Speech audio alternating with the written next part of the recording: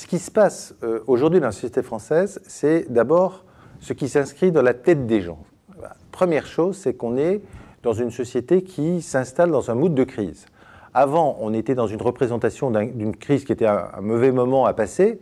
Là, aujourd'hui, et c'est très net dans tous nos chiffres, on est dans un modèle de crise durable. C'est-à-dire que quand vous demandez aux Français, à votre avis, quand cette crise va-t-elle prendre fin, ils vous disent à 40%, jamais. Ce qui veut dire forcément qu'on n'est plus simplement dans l'ajustement tactique par rapport à la crise, on est bien dans un changement profond de comportement et de regard par rapport à sa situation et par rapport à son inscription dans la société. Quelques chiffres tout bêtes. C'est aujourd'hui, quand vous regardez, je dirais le mood, la confiance des Français par rapport à leur situation et par rapport à la logique économique.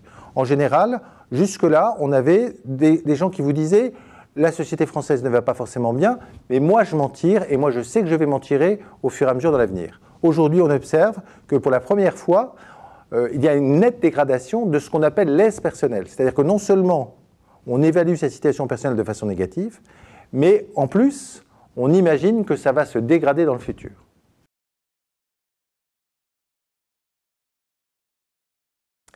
Ce qui est intéressant, c'est que cette dégradation du pouvoir d'achat touche quasiment tous les Français. Non pas nécessairement dans le réel, non pas forcément dans la réalité de ce qu'ils vivent, mais dans la représentation à la fois de leur situation et du mouvement général dans lequel ils s'installent. Alors, le pouvoir d'achat, c'est deux choses toutes bêtes. Ça veut dire, par exemple, restreindre ses dépenses de façon globale. Et donc ça, c'est quelque chose qui va amputer, je dirais, les consommations, les dépenses de consommation. Ça, c'est la première chose.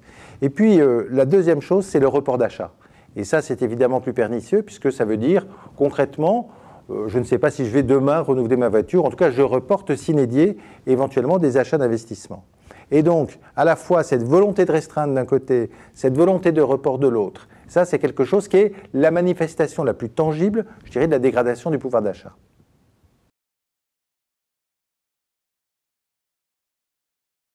Alors, pouvoir d'achat, certes, mais en fait, il y a aussi une autre dimension qui est tout aussi importante, qui est celle du vouloir d'achat.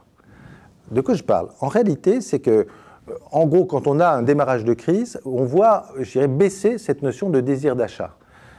Jusque-là, on a eu notamment une baisse radicale dans les années 90. On avait même parlé de déconsommation.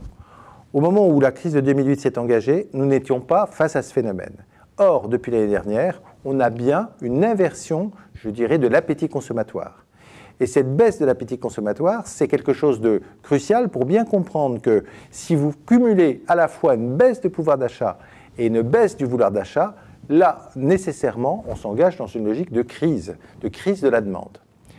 Alors vous me direz, tout ça, c'est bien pessimiste.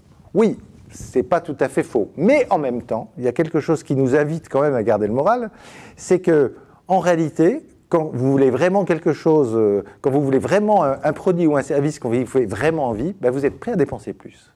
Donc derrière, je dirais, ce contexte qui est un contexte qui est un peu pesant, qui est un peu poisseux, en réalité, il y a bien du désir, et quand il y a du désir, il y a forcément de la vie.